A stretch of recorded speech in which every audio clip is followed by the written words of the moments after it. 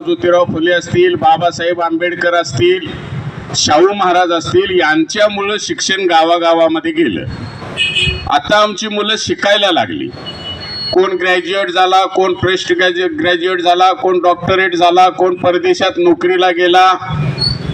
आता कुठं सूर बसायला लागलाय तर याने ह्या माणसांच्या पेन्शन बंद करून टाकायच्या, त्यांच्या शाळाच बंद करून टाकायच्या, म्हणजे तुमची पोरं शिकूच नाही.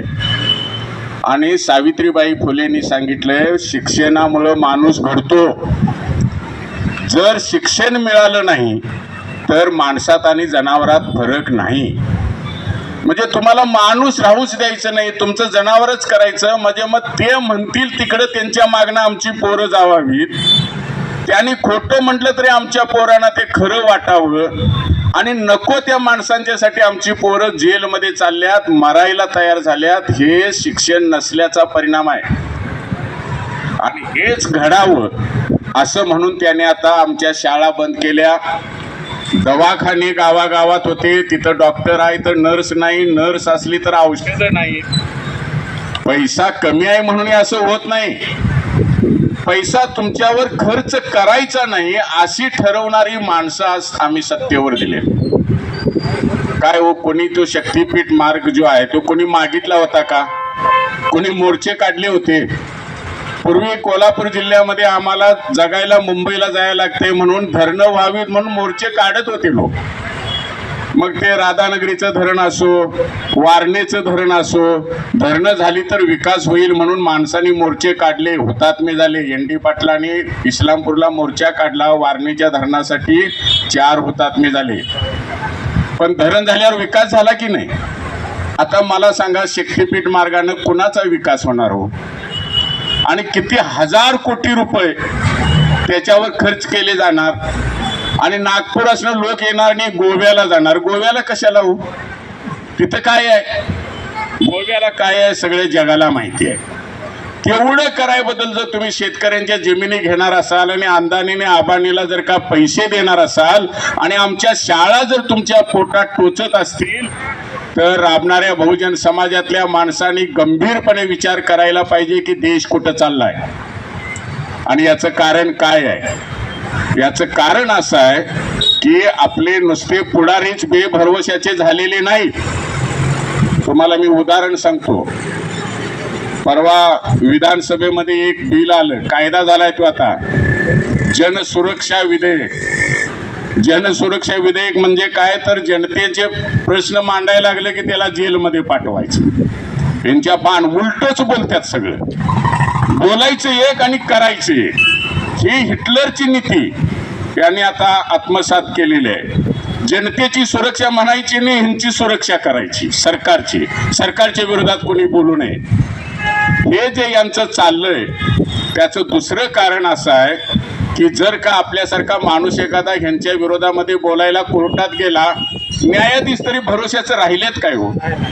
म्हणजे एकच न्यायाधीश 2 केसेस जर एकाच कलमाचे गेले तर एकाला एक न्याय देते आणि दुसऱ्याला दुसरा न्याय देते. बिघाडलंय, न्याय व्यवस्था बिघाडलेली आहे. तहसील कचेरीमध्ये पैसे दिल्याशिवाय कागद हालत नाही का? तुमचा कोणाचा हलतोय? हालत असला तर सांगा, तुमच्या हातात ना आमची बी कागद देता. पैसा घेतल्याशिवाय इतका भ्रष्टाचार माजलेला आहे. डॉक्टर औषधं कुठली लिहून द्यायची हे रोग बघून ठरवत नाही, त्याच्या हातात अंगठ्या कुठल्या आहेत बघून ठरवतंय. त्याला बिल किती लावायचं आणि औषध कुठलं लिहून द्यायचं. ज्या कंपनीतनं त्याला गाळा जास्त मिळतोय ती औषधं तो डॉक्टर लिहून देतोय. अहो, रोग बघून दी की नाही. बिघाडलंय, सगळं बिघाडलंय. आणि बिघडायचं कारण असं की आपणच विचार करायचं सोडून दिलेलं आहे. आपला विचार, समाजाचा विचार, गावाचा विचार, देशाचा विचार आपण करायचं बंद केलं, त्याचा हा परिणाम आहे. अशीच परिस्थिती शिवाजी महाराजांच्या काळात होती. बेबंदशाही म्हणतोय आपण. कोण कोणाच्या बाजूला जाईल सांगता येत नव्हतं. दिल्लीवाले काय वाटेल ते करत होते, पण आमच्या इथले सरंजामदार जे स्वतःला राजे म्हणून घेत होते, जनतेच्या बाजूने बोलत नव्हते, त्या दिल्लीच्या लोकांच्या बाजूने बोलत होते. अशा वेळेला कुणब्या कुरवाड्याला आलुतेदार बलुतेदार दलित आदिवासींना गोळा करून शिवाजी महाराजांनी नवं राज्य स्थापन केलं आणि मग ते रयतेचं राज्य झालं. ते रयतेचं राज्य मोडून काढाय बदल काय काय प्रयत्न झाले तुम्ही सगळ्यांनी बघितलंय. त्यानंतर स्वातंत्र्याच्या वेळेला हीच अवस्था होती, कोण कोणाचा नव्हता. महात्मा गांधींनी आपल्या सगळ्यांना एक ताकद दिली आणि त्यांनी एकत्र आणलं. देश स्वतंत्र झाला. स्वातंत्र्य कशासाठी पाहिजे होतं आम्हाला? कुणाकुणापासून स्वातंत्र्य पाहिजे होतं? बाबासाहेब आंबेडकर, महात्मा ज्योतिराव फुले, महात्मा गांधी हे जे स्वातंत्र्य म्हणत होते ते माणसांच्या सगळ्या स्वातंत्र्याची भाषा बोलत होते. जातीयवाद नको, धर्मवाद नको, स्त्री पुरुष भेद नको. हे कुठनं आलं होतं? हे शिवाजी महाराजांच्या राज्यातनं आलं होतं. शिवाजी महाराजांच्याकडे कुठनं आलं होतं? ते वारकरी संतांच्यातनं आलेलं होतं. वारकरी संतांच्यात कुठनं आलं होतं? तर ते सगळ्या ज्या आपल्या जुन्या परंपरा आहेत, बुद्ध असतील, बसवण्ण असतील, महावीर असतील, यांच्या तत्वातनं आलेलं होतं. ते शिवाजी महाराजांनी घेतलं, शाहू महाराजांनी कायदे केले आणि बाबासाहेब आंबेडकरांनी ते संविधानात घेतलं. म्हणून आम्हाला शिक्षण, हे रस्ते, हे वीज, हे जर संविधान नसतं तर शेतकऱ्याला कोणी विचारलं नसतं, काम करणाऱ्या माणसाला कोणी विचारलं नसतं. पण स्वातंत्र्य लढ्यामध्ये हे विषय आले, संविधान आलं आणि आता त्या मंडळींना हे संविधान डोचायला लागलंय. त्यांना हे संविधान नको. स्त्रिया सुद्धा सन्मानानं वागायला आणि बोलायला लागल्या. दलित आदिवासी सन्मानानं बोलायला लागले. आता त्यांना टोचायला लागले.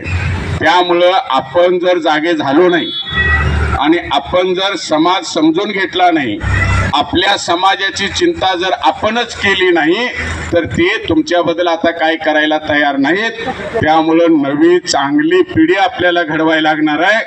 त्यासाठी नैतिकतेचा विचार करणारे कारकून, नैतिकतेनं देशाचा विचार करणारे शिक्षक, तशाच पद्धतीनं विचार करणारे तहसीलदार, कलेक्टर, तशाच पद्धतीनं विचार करणारे वकील आणि या देशामधले न्यायाधीश आणि राजकारण करणाऱ्या पुढाऱ्याचे विचार बघून आपण व्यवहार करणं, इथपर्यंत एक मजल आपल्याला मारायला लागणार आहे.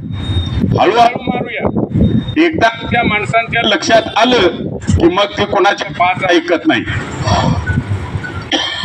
पण आपल्या माणसांच्या लक्षात आणून देण्यासाठी जे आवश्यक आहे ते सगळं करूया. त्यातला एक प्रयत्न म्हणून आता जे डॉक्टर राजेंद्र कुंभार सरांनी हे जे देशभक्त मानवतावादी चळवळीची सुरुवात करायची असं ठरवलं, ते अत्यंत योग्य वेळेला आणि योग्य दिशेनं आहे असं माझ्यासारख्या कार्यकर्त्याला वाटतं. या तुमच्या गावामध्ये याची सुरुवात होणं, जसं संजय रावांनी सांगितलं मग अशी दोन्ही संजयने, की हे एक ऐतिहासिक कार्य आहे. गांधी चौकामध्ये व्हावं हे आणखीन ऐतिहासिक कार्य आहे. कारण या माणसासारखा दुसरा माणूस देशाचा विचार करणारा नव्हता. म्हणजे होते बाकीचे पण एवढा चांगला नव्हता. त्याचा खून करणाऱ्यांची वृत्ती आपल्याला माहिती आहे, त्याला मारणाऱ्याची वृत्ती आपल्याला माहिती आहे. आपल्या समोर दूध का दूध आणि पाणी का पाणी करणारी माणसं आहेत. आपण सगळ्यांनी त्याचा उपयोग करून घ्यायला पाहिजे आणि ही चळवळ वाढली पाहिजे. तर देश चांगला होईल, तर देश टिकेल. याचं गांभीर्य आपण लक्षात घ्यावं आणि आपण आपले सगळे व्यवहार हे विचाराला धरून करावेत असा आग्रह करतो आणि थांबतो. धन्यवाद.